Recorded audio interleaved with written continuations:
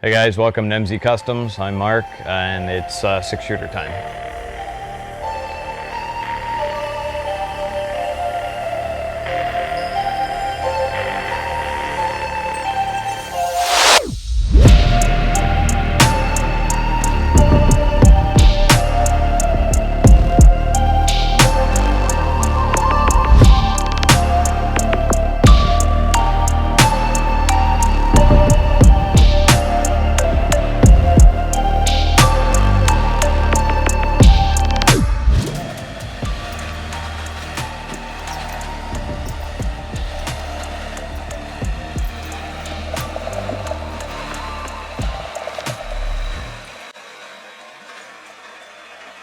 This whole truck has been, one, my love for first-gen Dodges, 12-valve Cummins. This has been in my head for many, many, many years and something I wanted to make happen for a long time. This truck has actually been in the works for 4 years until in 2019. Back in about May, we decided, okay, you know what? I think this SEMA is the year to get this thing done. And it was in absolute raw steel neglect for almost a year, so we really had to step it up big time and get it together and get it ready to get to SEMA. It started life as two 1984 crew cab bodies.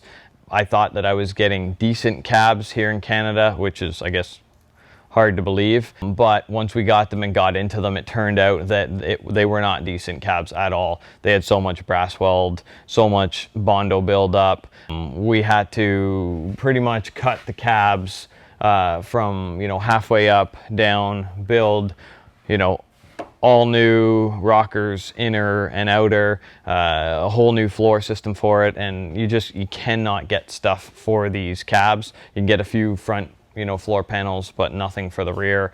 So we just had to build everything from front to back from complete scratch. There's been a lot of people involved in this truck over the years, some good, some bad, but all in all, they did all come together to get it to where it is today. With, once we got the cabs dialed in to be one cab instead of the two, we then worked on starting to get some of the other components together. We used a straight truck chassis, a Hino chassis. It started out as 32 or 34 feet long. We cut it down to 30 feet. So this truck front to back is 30 feet. I wanted to put a big flat deck on the back. So we went with a 8-foot wide, 14 feet long flat deck because I got with my good buddy, David Fisher. He rides for Polaris, and Jeff Kelderman, the owner of Kelderman. They wanted to put some sleds on the flat deck for SEMA, so Jeff wrapped his sled to match the color theme of my truck. David got his sled wrapped with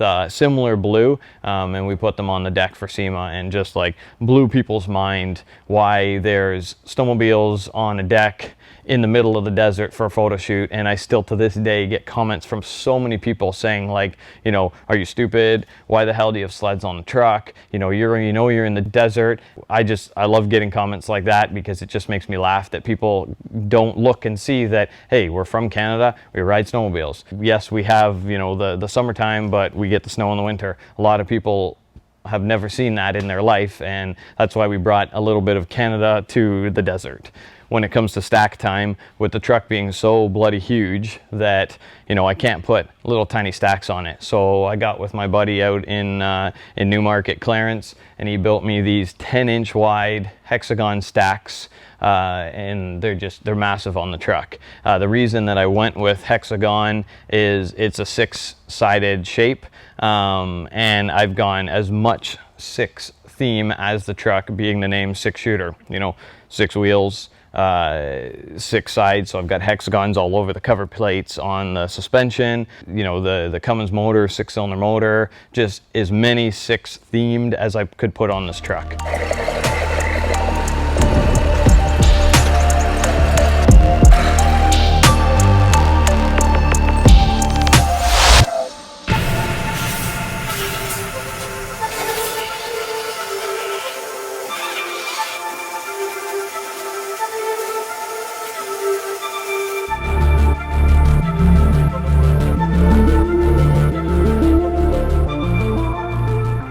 The motor itself is 1991 12 valve VE pump 12 valve intercoolered motor.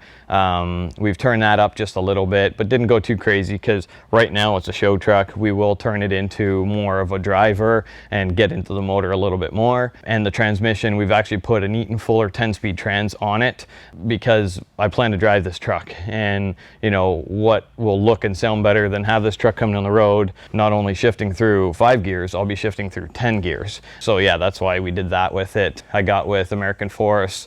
They did me a set of these beautiful 28-inch wheels, and I'm running 44-inch Tri-Ace tires. They're 1650 wides in the front and the rear. Had to get CCF, a buddy of mine down in the city. He made me custom wheel studs so that I could mount them in the rear on the adapters, as well as built me one-off 2.5-inch spacers so that, you know, these tires aren't touching when it's in the back. So if I choose to, you know, drive this wherever the heck I want to go, you know, I've still got 1.25 inches to 1.5 inches clearance in between the rear duals, so they're not going to rub and, you know, cause any tires to heat up and explode. When it comes to suspension, we designed the suspension with a triangulated front and rear kit, so no need for the panhard bar. With the amount of travel we have on this, we wanted the triangulation just to keep those axles right where they should sit, front and rear. And then I got with Kelderman, which we use a lot of their stuff on other builds of ours. Got with them on, you know, making me some brackets, sending me their Raptor shocks, sending me their bags, their management system, a bunch of components that we retrofitted onto this truck. So I knew that when we do drive it one day, it's going to be as smooth, as comfortable than all the other Kelderman trucks that we build and drive. Once all the suspension was done, it was then time to light everything up and make it look good. So we got with our friends at FCK light bars that we use on all our other builds. And, you know, most of the time we just get rock lights, where we decided, okay, well, it's time for something a little different on this. So Dan showed me these brand new lights they have. They're these little 2 LED pods, which are about twice as bright as a rock light. So much to, you know, Talon's chagrin, I said to him, listen, we're going to put 22 of these freaking lights on this truck. And you should have seen his reaction when I decided that I wanted to do that, because he knew that, yeah, one, mounting the lights is the easy part. 2 is the amount of wiring and the amount of time it would have taken to do that. But, you know, I was able to convince him to do that, and he did an absolute phenomenal job of installing the lights, you know, getting everything, all the wiring all hidden, so it's really clean and proper underneath this truck. It's just a little attention to details we really focused on with this truck. Is we actually got blue airlines, so all the airlines on the truck are blue. They come from, you know, the big rig trucking industry. Blue is for airline in general. You can get a bunch of different colors. Once I saw the blue, I'm like, they're absolute perfect for this. Even all the way down to the zip ties. We got gray and blue zip ties to, you know, stick with the color theme. We've really spent a lot of time on attention to detail, getting everything as clean and as proper as we can on this. Although we were in a, you know, 3-week crunch to get this truck together for SEMA, there's still a lot of things to be finished on this and to get right, to be enjoyable. But, you know, very happy with the outcome that we did get to go to SEMA. Guys, we're here with the MZ.KustomZ team. Is crazy. Dually power, baby. Moving forward, some of the changes and things that have to be finished. In the front, we're going to do a full hydraulic steering system. We've got to get some sway bars on the truck.